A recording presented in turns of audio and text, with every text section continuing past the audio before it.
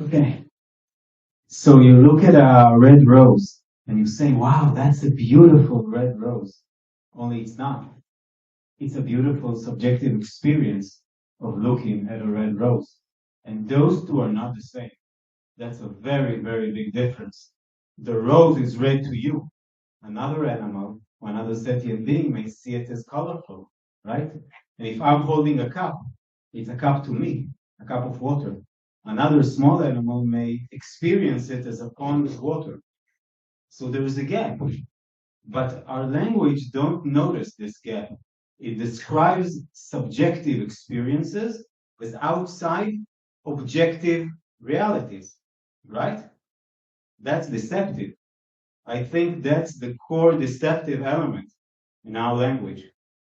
And I think it makes a lot of difference. Now, I can understand why, evolutionary speaking, in the savannah, maybe, where our language was starting to form, if I don't know, I was chased after an elephant and I ran away, I wouldn't say, oh, Bill, I have a subjective experience of an elephant chasing me. Please add, so you'll have also a subjective experience of running away from the elephant, so you won't have a subjective experience of the elephant crushing you, right? Maybe that's not the best thing to do. Maybe language doesn't work that way anyway, but we're in a situation where this is our current language, right? A language with this element of deception. And I think this is my argument that it makes us hooked on a worldview which sees the outside objective and not the inside subjective, right? It's a whole different worldview that is intrinsic in our language. And I think it makes us very much attached to those proxies, like money, right? Money is not really the goal, it's a proxy for subjective experiences. And maybe I want real diamonds, not fake diamonds, though they look exactly the same like real diamonds. And maybe even things like species, right, or ecosystems. So matter doesn't matter, but I'm not sure our language is so much focused on that. And now we're building this God, AI, and we're training it in the same language that we humans use to vandalize other sentient beings in this world. So I see language as a poisonous tool.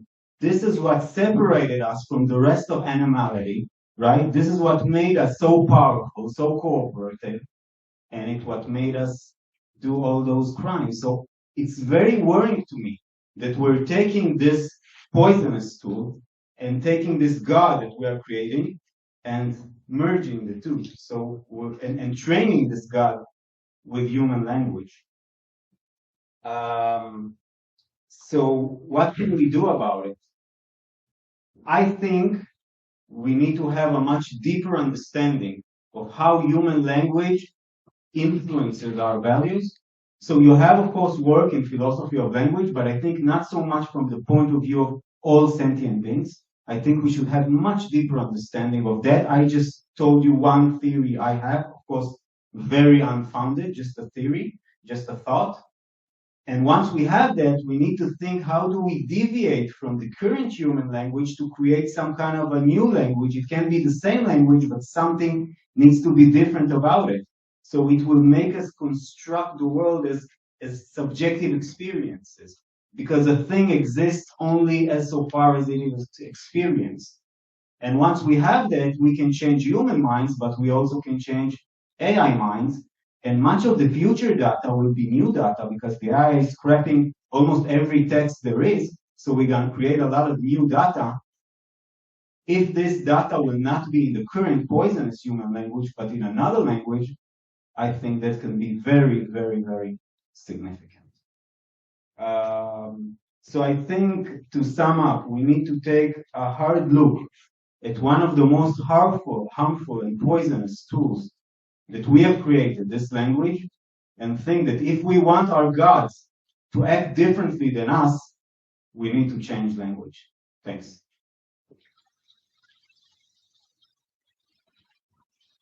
I have 2 minutes for questions, yes.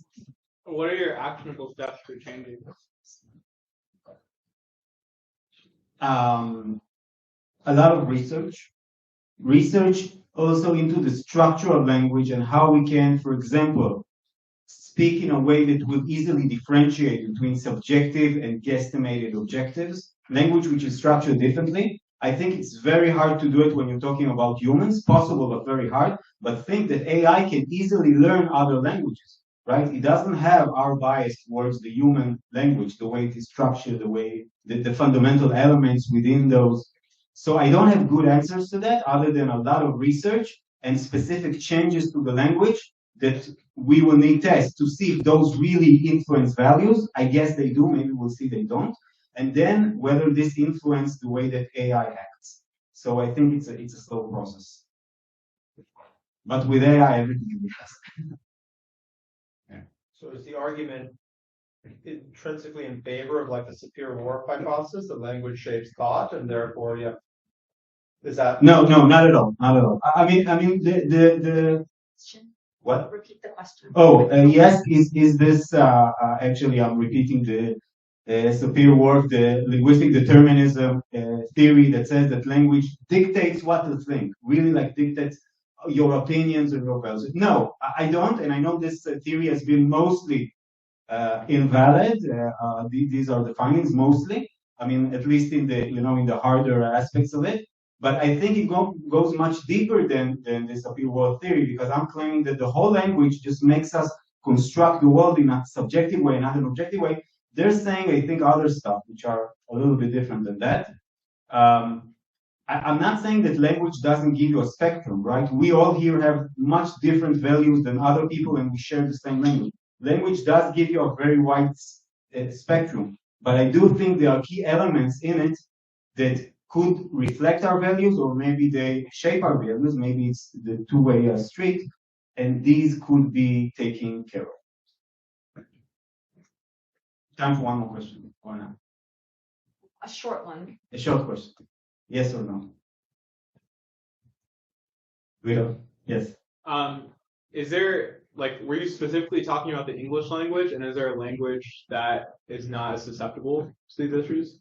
I think it's kind of for most human languages. I'm not aware of any language where it is different, but I'm not sure about it. Of course, I only know like 2.5 languages. From what I read and what I know, I guess it kind of all languages describe subjective experiences as objective outside reality.